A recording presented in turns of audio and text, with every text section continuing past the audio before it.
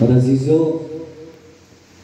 یہ ایام کہ جن میں ہم روتے ہیں ان مظلوموں پر کہ جنہیں بڑے نازوں سے پالا تھا، کبھی کوئی رسول کے ہاتھوں میں پلا، کوئی بطول کے ہاتھوں میں پلا، کوئی علی کے ہاتھوں میں پلا، کوئی حسن کے ہاتھوں میں پلا۔ نازادارو، 7 محرم کا دن ہے آج، بند ہو گیا پانی اہل بیت پہ۔ آج سے آپ دیکھیں کہ میں نے محسوس کیا ہے کہ آج سے سبیلوں میں اضافہ ہو گیا ہے، جہاں سے گزر رہے ہیں آج کے دن سے سبیلیں بڑھ رہی ہیں، لوگ جگہ جگہ پہ پانی لگا کے بیٹھے ہیں، کوئی شربت لگا کے بیٹھا ہے، کوئی دودھ کی سبیل لگا کے بیٹھا ہے، ہر بندہ اپنی استطاعت کے مطابق کوئی سادہ پانی پلا رہا ہے، کوئی شربت پلا رہا ہے، کوئی دودھ پلا رہا ہے، جس کی جتنی بساط ہے آج سے وہ سبیلیں دے رہا ہے۔ پتہ کیوں دے رہا ہے؟ تمہیں بتا رہا ہے کہ دیکھو آج سے تمہیں پانی بھی ملے گا، دودھ بھی ملے گا، لیکن یاد رکھنا آج سے کربلا میں ایک 6 ماہ کا بچہ بھی ہے جس کا پانی بھی بند ہو گیا، جس کی ماں کا کھانا بھی بند ہوا، بچے کی غذا بھی ختم ہو جائے۔ اجرکم عند اللہ زادارو، 7 محرم کو معمول ہوتا ہے کہ اہل منبر پرسہ دیتے ہیں کربلا کے شہداء میں سے اس شہید کا کہ جسے حسن کا یتیم قاسم کہا جاتا ہے۔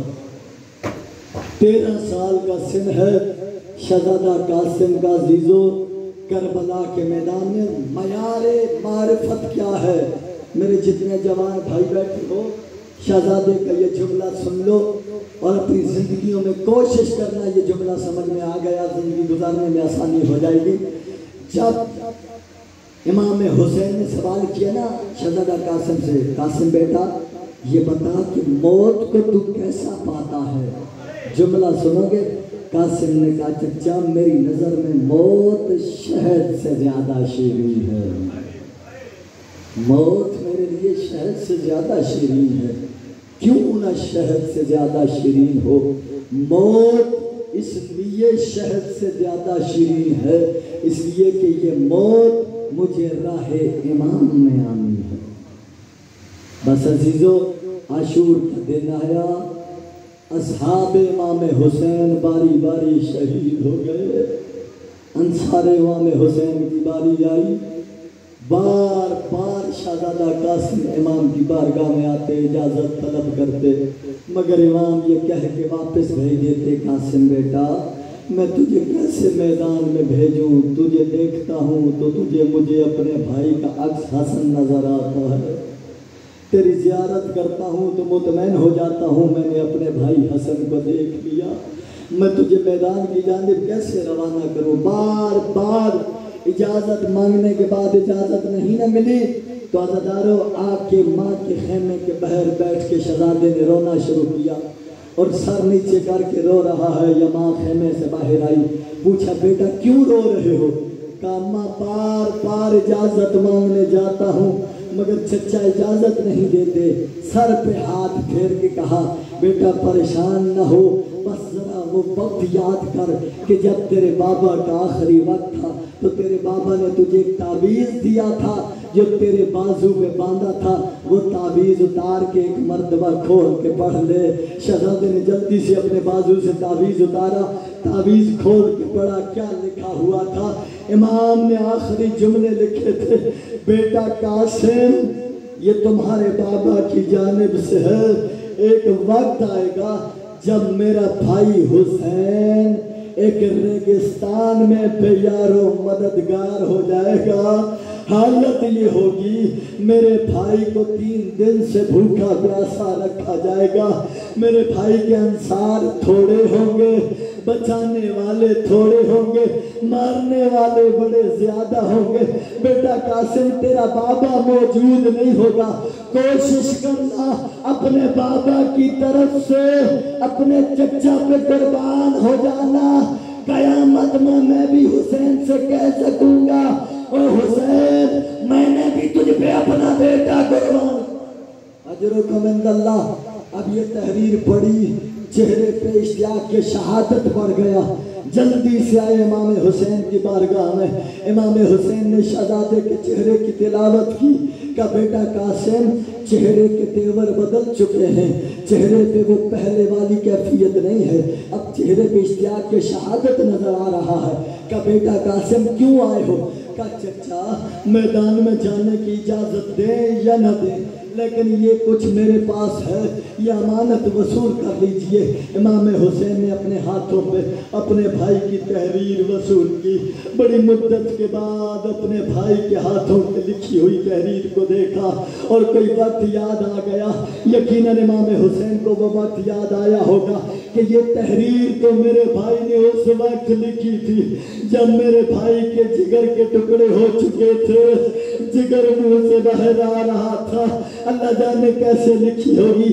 تحریر پڑھنے کے بعد اہل مقتل نے فکرے لکھے، حسین اتنا روئے کہ شہزادہ قاسم کو اپنے سینے سے لگایا، روتے روتے دونوں چچا اور بھتیجا زمین پر بیٹھ گئے، ایک دوسرے کو گلے سے لگا کے رو رہے ہیں، سسکیاں بھر رہے ہیں، آہیں نکل رہی ہیں۔ ایک بھائی کہتا ہے ہائے میرا بابا، دوسرا کہتا ہے ہائے میرا بھائی۔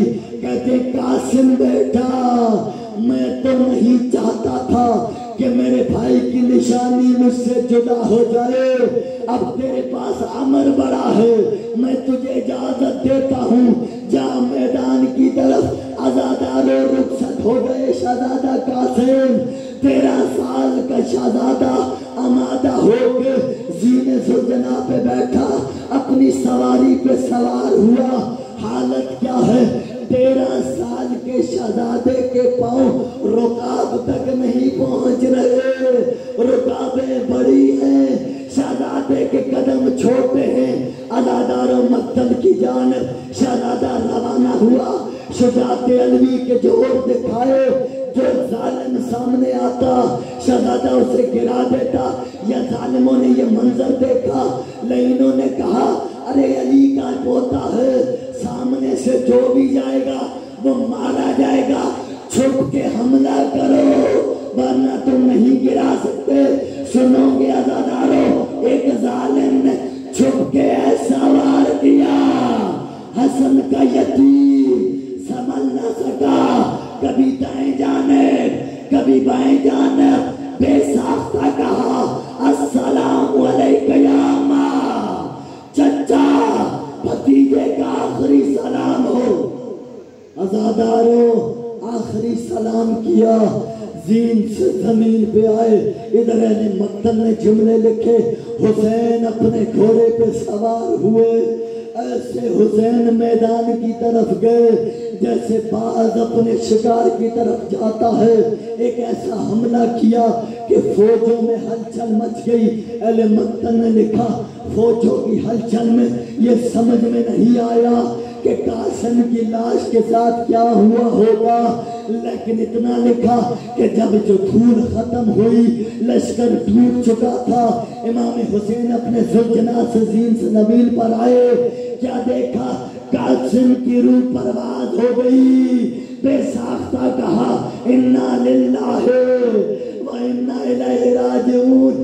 قاسم کا سر اپنی گود میں رکھا، رو کر فرمایا قاسم بیٹا اپنے چچا کو معاف کرنا، چچا کو آنے میں تاخیر ہو گئی۔ سنو گے عزادارو، اب اہل مقتل نے فکرے لکھے ہیں کہ وہ قاسم جو گھوڑے پہ سوار ہوا تو پاؤں رکاب تک نہیں پہنچتے تھے، اب حسن نے جو قاسم کو اٹھایا تو سر سے اٹھاتے ہیں، پاؤں زمین پہ خط کھینچتے ہیں، پاؤں کو اٹھاتے ہیں تو سر زمین کی طرف ڈھل جاتا ہے۔ آواز دے کے کہا او کوئی تو آئے میری مدد کرے، مجھ سے حسن کا یتیم نہیں سنبھال۔ اللہ لعنت اللہ علیہ وسلم